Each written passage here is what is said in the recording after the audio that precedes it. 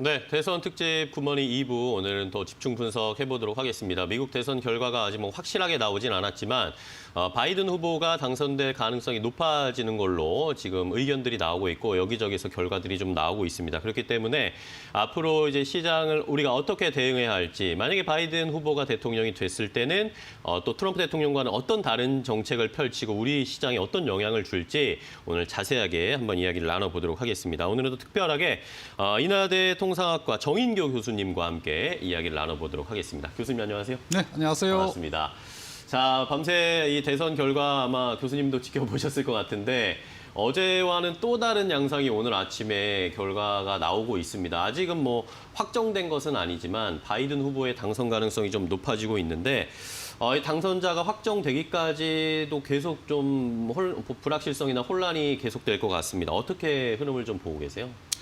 그렇습니다. 어제 한국 시간으로 말씀드리면은 저녁 먹을 때까지만 하더라도 트럼프가 그쵸. 뭐 이겼나 보다 싶었는데 자고 일어나서 새벽에 TV를 켜보니까 바이든이 또 승리 선거를 함으로써 네. 뭐 미국 선거는 정말 앞으로 한 달 정도는 지나야지 자기 대통령이 정해지지 않겠는가 싶고 경우에 따라서는 아니야 더 이후에 아마 누군가가 백악관에 뭐 입성을 하거나 수성을 하거나 하는 문제가 해결되겠다라는 그런 생각을 하게 됐습니다. 네. 자, 말씀해 주신 것처럼 뭐 진짜 하룻밤 사이에 완전히 다른 분위기가 형성이 되어서 오늘 뭐 주식 시장도 그대로 그런 양상이 나타나고 있습니다. 뭐 상승을 올라가는 것은 뭐 똑같은 상황이지만 어제 내려갔던 것들이 오늘 올라가고 어제 떨어졌던 것들이 올라가는 뭐 반대 상황이 나타나고 있는데 자, 어느 후보가 당선이 되느냐, 뭐 결론이 날 때까지는 계속 저희가 저울질을 해봐야 되겠습니다. 우리 경제에도 막대한 영향을 미치는 나라가 미국이니까 이걸 더 살펴봐야 되겠죠. 자, 금융시장도 미국 대선 결과에 좀 주목을 하고 있는데 자, 우리 시장, 전체적인 우리 경제에는 어떤 영향을 줄까요? 각 후보별로 당선됐을 때 가능성, 어떤 변화가 나타날까요? 일단 경제 문제에 관한 한은 뭐 크게 영향스러가 그러니까 두 후보 간에 뭐 정강이나 이런 걸 보면은 크게 바뀔 게 없다라는 생각이고요. 다만 이제 중국에 대한 정책은 트럼프보다는 바이든 후보가 더 심하게 말하면 좀 빡세게 가는 쪽으로 공약을 내걸었기 때문에 미중 관계가 더 험악해질 수 있다. 그런 측면에서 본다면은 어차피 지금 현재 미중 경제 분리까지 디카플링까지 가고 있는데 디카플링이 생각보다 더 빨라질 수 있다라고 봐야 되는 거고 그렇게 본다면은 우리나라가 지금 홍콩까지 합치면은 중국에 대한 수출이 무려 한 35%좀 되거든요. 전체 수출이 35%가 사실상 중국으로 가는데 이것의 상당 부분이 조정이 되어져야 되기 때문에 상당한 영향이 있을 수 있다라고 봐야죠. 또 이제 금융 측면에 있어서는 사실 금융시장이라는 거는 장기적으로 보면 굉장히 펀더멘탈을 반영해 가지만은 단기적으로는 불확실성이거든요. 그쵸. 이 불확실성이 점점점 지금 길어지고 있는 거잖아요. 이랬을 때는 뭐 상당히 우리 지금 뭐 정책 당국에서도 기획재정부에서도 이 부분에 대해서 신경을 많이 쓰는 것 같은데 예상외로 금융시장이 흔들릴 수 있다라는 부분은 확실해지고 있죠. 네.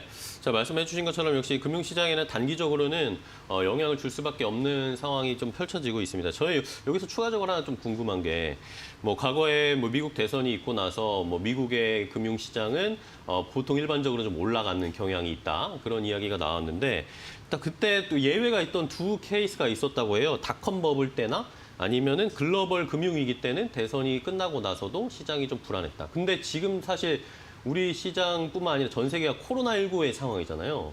이 코로나19의 상황과 이 대선 결과에 또 영향 뭔가 좀 있지 않을까도 궁금합니다. 예, 그러니까 이제 이를테면 뭐 글로벌 금융위기라든가 닷컴 버블 같은 경우에는 뭐 미국 대선의 영향을 능가할 정도로 엄청난 샥이 큰 물결이 와 있기 때문에 그걸 뒤엎을 수는 없었고요. 지금도 뭐 그 못지않죠. 그보다 더 센 상황이죠. 그렇죠. 근데 이제 말씀하신 것처럼 일반적으로 본다면은 대선이 끝났다라는 건 정치적 불확실성이 해결이 됐다라는 거 아니겠어요? 그렇죠. 그러니까 지금은 정치적 불확실성이 해결된 게 아니고 대선이 더 불확실성을 더 키웠다. 키웠기 때문에 금융시장도 뿐만 아니라 세계 경제도 더 흔들릴 수 있는 여지가 더 생겼다. 이렇게 봐야 되는 거죠. 알겠습니다. 자, 그러면은 대선 결과와 상관없이 어쨌든 뭐 바이든 후보도 그런 이야기들은 많이 합니다. 중국을 견제해야 된다. 이런 포지션을 좀 갖고 있는데 이런 움직임, 미국이 계속 중국을 압박하는 움직임은 계속 이어질 것이라고 보세요? 어떻게 보세요?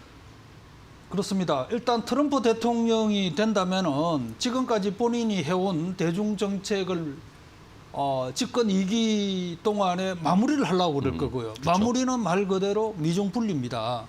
경제 측면에서는 미중 분리이기 때문에 그렇게 갈 것이고 바이든 후보도 뭐 전통적으로 보면 민주당은 친중국 정책이었는데 트럼프 정부가 들어서 이제 물론 중국과의 문제점을 더욱더 부각을 시키면서 미국 내 중국에 대한 여론이 상당히 악화돼 버렸지 않습니까? 그렇죠. 그전에는 70% 국민들이 중국에 대해서 우호적인데 지금 거꾸로 비우호적 반중국으로 돼 버렸거든요. 그러니까 이제 민주당도 글로 갔고 정강도 그렇게 정했고 어차피 미국 사회가 중국에 대해서는 좋은 시선을 갖지 않는 쪽으로 가버렸습니다.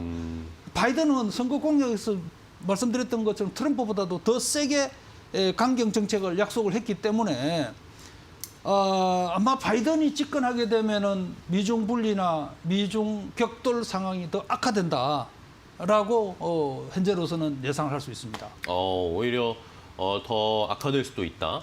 바이든이 그렇죠. 돼도 네. 중국과는 계속 좀 충돌이 일어날 가능성이 높다라는 그런 의견을 보시는 거군요. 자, 그렇다면 만약에 미국이 계속 중국을 압박하게 된다. 그렇게 되면은 우려되는 산업이라든지 피해를 보는 산업, 뭔가 변동이 있을 그런 산업들이 있을 것 같습니다. 바이든 후보가 만약에 당선됐을 때 우려되는 산업은 어떤 걸로 보시나요? 이제 우리가 이제 미국의 통상 정책은 기본적으로 무역 수지 불균형을 해소하기 위해서 보호무역을 쓰는 게 큰 줄기가 하나 있고요. 거기에다가 지금은 이제 중국과의 기술 패권 및 그 안보 문제를 이유로 해가지고 중국에 대한 수출 규제를 강하게 하고 있어요. 그렇죠. 전통적으로 보면 철강이나 자동차 눈에 보이는 산업에 대해서는 보호무역주의를 지금까지 해왔고 앞으로는 보이지 않는 수출 규제가 더 중요해집니다. 하웨이 관련해가지고 우리나라가 수출하는 게 아마 전체 대중 수출의 20%, 30% 넘을 겁니다.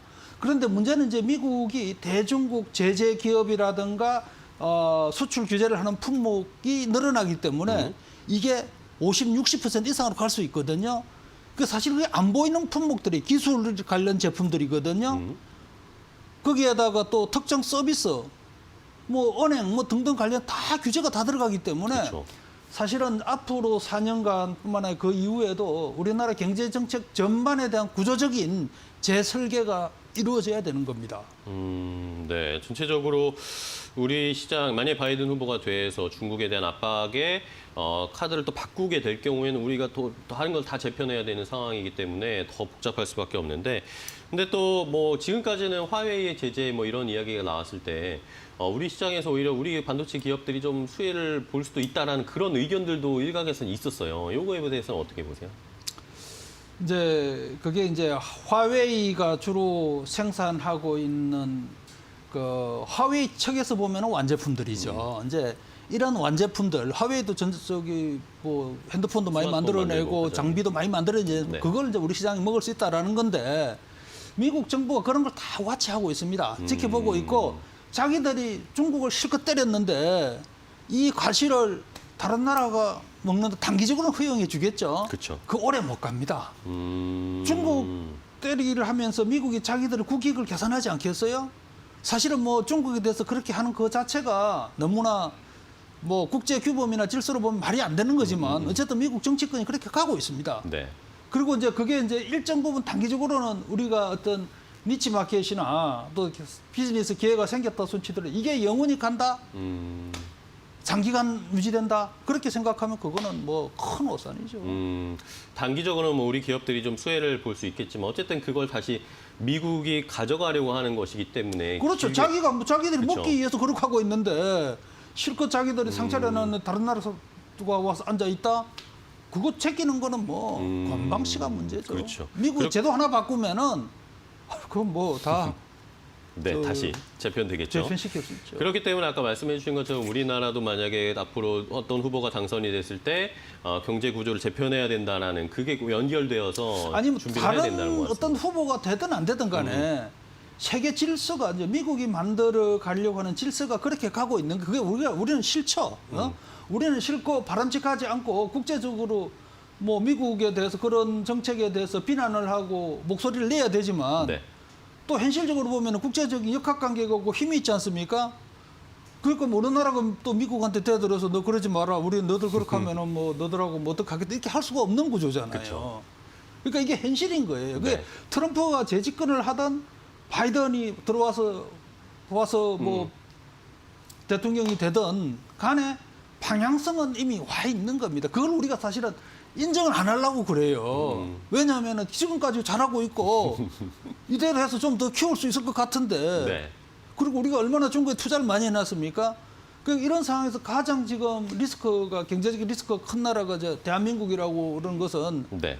뭐 전 세계적으로 알려져 있는 거고요. 대만은 어쨌든 차이잉원 총통이 이제 집권하고 나서부터 이런 부분에 대해서 대응을 많이 해가지고 지금 많이 빠졌잖아요, 지금. 그런데 우리는 지난 2, 3년 동안 대중 투자가 대기업들이 투자를 늘리면서 엄청 늘어나 있어요, 오히려. 그래서 이게 앞으로 우리가 국제 질서에 순응할 수밖에 없는 이런 국가 입장에서 본다면은 하여튼 뭐 정부 당국도 그렇고 기업들도 근본적인 어떤 그런 방향을 생각해야 되지 않나 싶습니다. 네, 마지막에 말씀해 주신 것처럼 이제 앞으로 또 새로운 패러다임으로 바뀔 수 있는 경제 상황인데 우리 기업들이라든지 정부에서 또 어떤 걸 좀 더 집중해서 개선하고 또 앞으로 발전시켜 나가야 될까요? 기본적으로는 지금 뭐 WTO뿐만 아니라 네. 미중 관계 등등 국제 통상 환경이 예전과는 사뭇 다른 방향으로 지금 가고 있는데 이게 뭐 장기간 시간을 두고 나타날 것 같지만은 생각보다는 우리 빨리 올 수 있는 거고 네. 두 번째는 전 세계적으로 보면은 글로벌 스플라이 체인이라는 게 조금씩 바뀌는 것 같지만은 이게 누적되면은 진짜 구조적인 변화가 왔다고 할 정도 우리가 모르는 사이에 와 있는 거예요. 근데 거기에 빨리 대응한 기업이나 국가와 그러지 않고 있다가 나중에 보니까 다 끊치고 나서 그때 뭐 다시 대책 세우는 거하고는 이거는 근본적으로 비용 문제나 파급 효과 다르지 않겠습니까? 그렇죠. 그래서 이제 이런 세상 상황이 글로벌 상황이 바뀌는 부분에 대해서 뭐 정책 당국도 누구보다도 고심하고 있죠. 그런데 기업들도 마찬가지일 거고 뭐 다 그렇게 알고 있겠지만은 저도 뭐 이 부분에 대해서 하여튼 우리가 더 경각심을 가져야 된다라고 말씀을 드리고자 합니다. 네. 자, 오늘 정인교 인하대 통상학과 교수와 함께 미국 대선 이후에 또 어떤 판도로 패러다임이 바뀔 것인가에 한번 더 거시적으로 한번 확인을 해봤는데요. 오늘 교수님 좋은 말씀 감사합니다. 다음에 또 기회가 있으면 뵙도록 하겠습니다. 네, 고맙습니다. 감사합니다.